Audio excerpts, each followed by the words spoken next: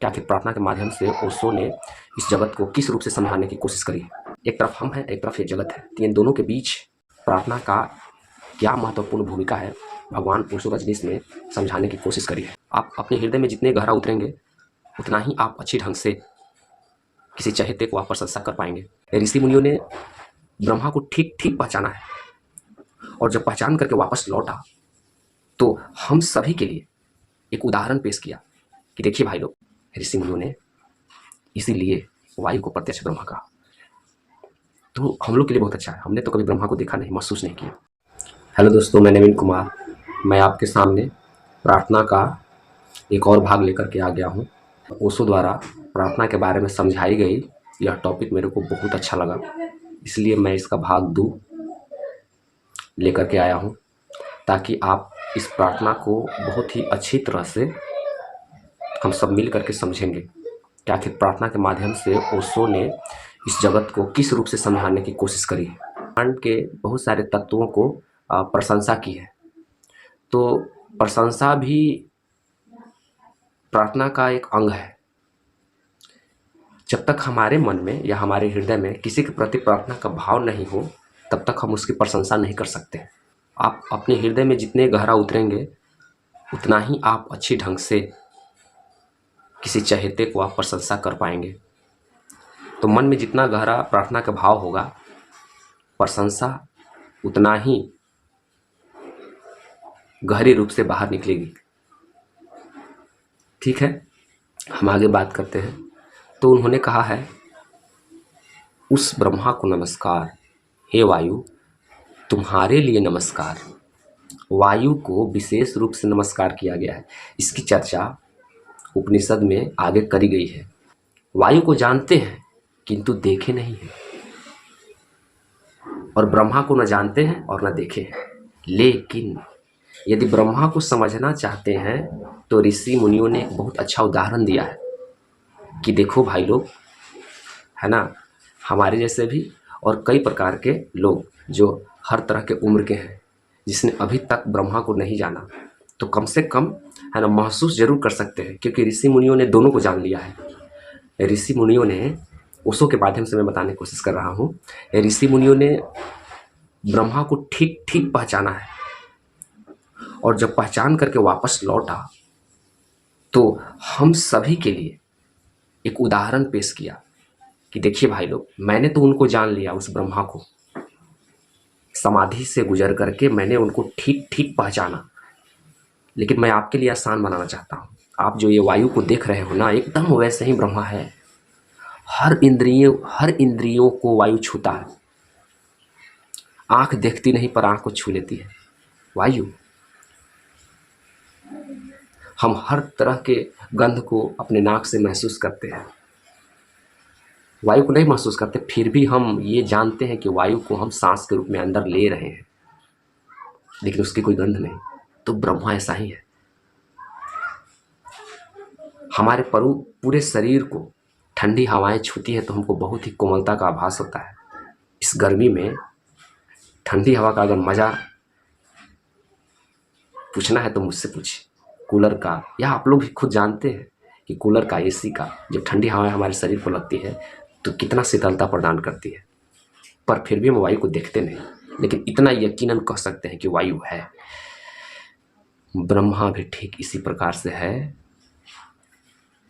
ऋषि मुनियों ने इसीलिए वायु को प्रत्यक्ष ब्रह्मा कहा। तो हम लोग के लिए बहुत अच्छा है, हमने तो कभी ब्रह्मा को देखा नहीं, महसूस नहीं किया। और ऋषि मुनियों का एक और चीज़ कहना है, मुझे इस बात से मेरे को लगता है कि ब्रह्मा सच में दिखाई नहीं देते। ये बात सही है, ब्रह्मा दिखाई नहीं देते और देखने की ज़रूरत भी नहीं है, क्योंकि आज हम कह सकते हैं ठीक है, वायु हमको दिखाई नहीं देती है और हमको देखने की ज़रूरत भी नहीं है, क्योंकि वायु की बदौलत हम जिंदा तो हैं, वायु को महसूस तो कर रहे हैं, वायु से हर काम ले रहे हैं, वायु से आग जला रहे हैं, वायु से कूलर, एसी, फैन चला रहे हैं, वायु से जहाज चला रहे हैं। तो वायु तो हर जगह मौजूद है। तो फिर दिखाई दे या ना दे उससे कोई फर्क नहीं पड़ता, वायु के माध्यम से हर कार्य कर रहे हैं। तो ऋषि मुनियों ने यही कहने की कोशिश करी है कि यदि आप ब्रह्मा को न महसूस कर रहे हैं या ब्रह्मा को नहीं देखा है तो वायु जैसा ही ब्रह्मा को आप आगे चल करके फील करोगे। लेकिन यहाँ पर एक सवाल मेरे को हम ऋषि मुनियों से करना चाहेंगे और भगवान ओशो रजनीश से भी कहना चाहेंगे। एक सवाल मेरा है, एक सवाल कि वायु को मैं भी प्रत्यक्ष ब्रह्मा कहूँगा, क्योंकि ऋषि मुनियों ने कहा है तो मैं भी कहूँगा। वायु को तो मैं महसूस कर रहा हूँ, सभी ज्ञान इंद्रियों से महसूस करता हूँ, तो प्रत्यक्ष ब्रह्मा को भी क्या इन्हीं ज्ञान इंद्रियों से महसूस किया जा सकता है? उनको महसूस करने का कोई और तल है, जैसे हृदय का तल, जैसे मन का तल? किस तल पर हम उस ब्रह्मा को महसूस करेंगे वायु के तरह? तो ये मैंने सवाल अभी मैं करना चाहता हूँ आप सभी से कि वायु को तो मैं इन 5 ज्ञान इंद्रियों से महसूस कर लेता हूँ, तो क्या इसी ज्ञान इंद्रियों से हम उस प्रत्यक्ष ब्रह्मा को भी महसूस करेंगे या उनका कोई और तल होगा, हृदय जैसा तल या मन जैसा तल? तो इसके बारे में मैं विचार किया, क्योंकि मैं तो पढ़ते रहता हूँ, क्या बोलते हैं, उपनिषद पढ़ते रहता हूँ, ओशो की बातें सुनते रहता हूँ और दोनों से मिला करके और एक समझ निकालते रहता हूँ कि भाई आखिर ब्रह्मा को महसूस करने के लिए कौन सा तल होगा, कौन सा डायमेंशन होगा, है ना। तो बहुत ज़्यादा थॉट या थिंकिंग करने के बाद और कई जगह ऐसा मेरे को अनुभूति हुआ है, बहुत इस उपनिषद को पढ़ने से पहले भी बहुत तरह के आयाम से मेरे को फीलिंग हुआ, जो मैं आपके सामने शेयर कर रहा हूँ। जैसे ज्ञान इंद्रियाँ तो 5 ही है मेरी, आँख, कान, नाक, जीभ, त्वचा। तो होता क्या है ना कि हमारे सामने मान लेते हैं एक बहुत बड़ा टेम्पल है, कोणार्क का मंदिर है। तो देखिए, हम उस कोणार्क को मंदिर के सामने 3 व्यक्ति को खड़ा करते हैं, एक कवि को, एक ध्यानी को और एक शिल्पकार को। और जानते हैं तीनों के पास 5 ज्ञान इंद्रियां हैं, लेकिन शिल्पकार और नज़र से देखेगा उस मंदिर को और कहेगा कि हाय रे पत्थर की क्या चमक है, क्या क्वालिटी है, क्या नक्काशी करी गई है। और कवि उसको अलग तरह से गढ़ेगा, कहेगा कि हाय रे मंदिर, इसकी क्या शीतलता है, ये साक्षात ईश्वर का रूप जैसा ये संतुष्टि दे रहा है मन में।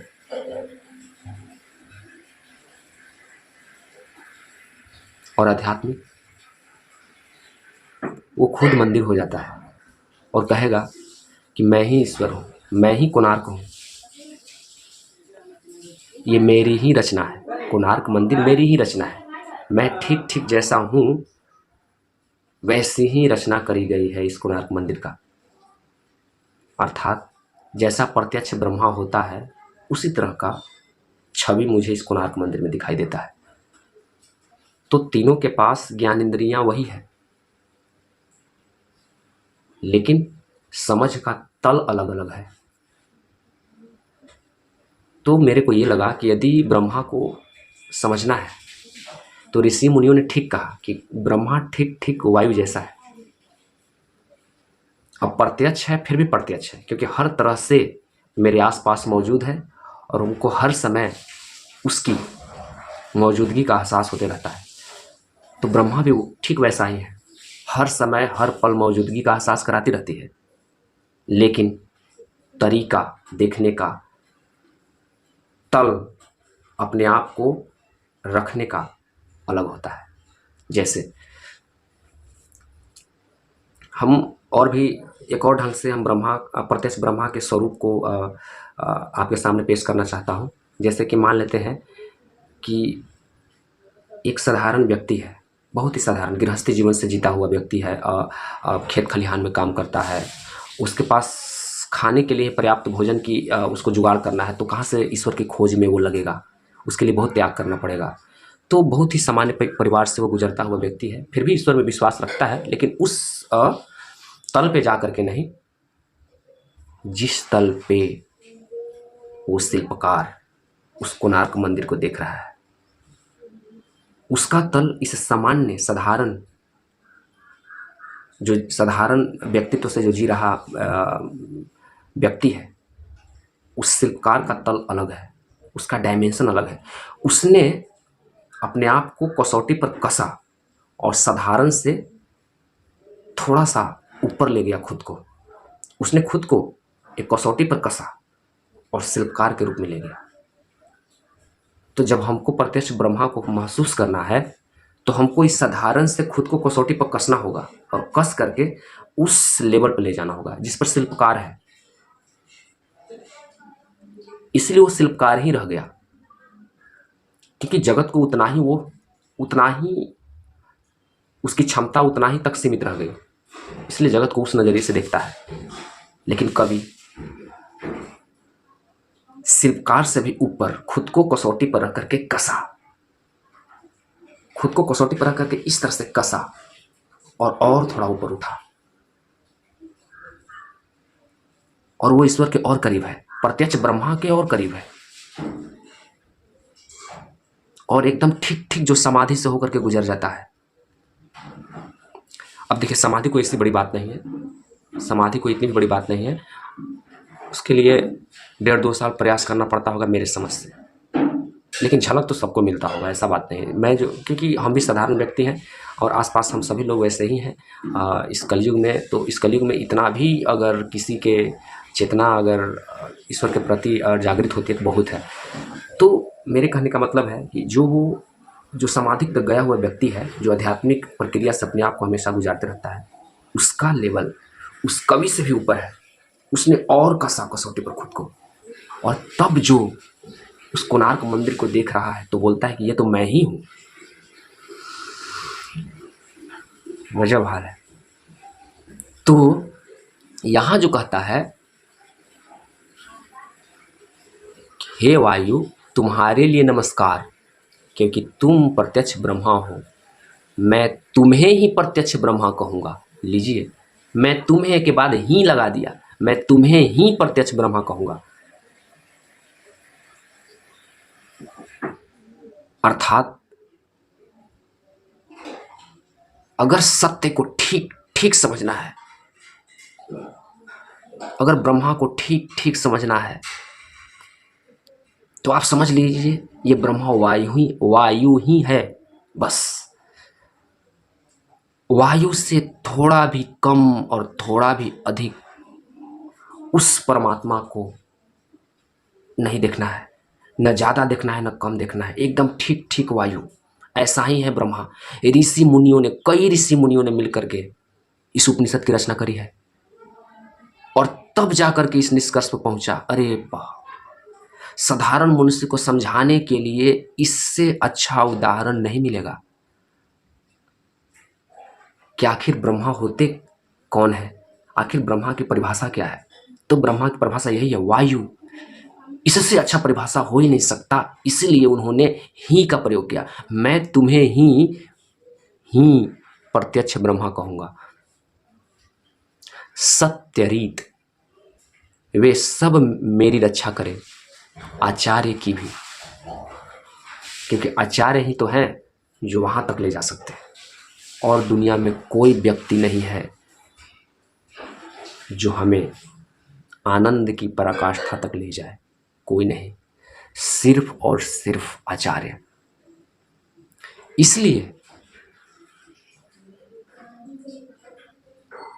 उपनिषद प्रार्थना से शुरू होता है। क्या बात है, आगे पढ़ते हैं।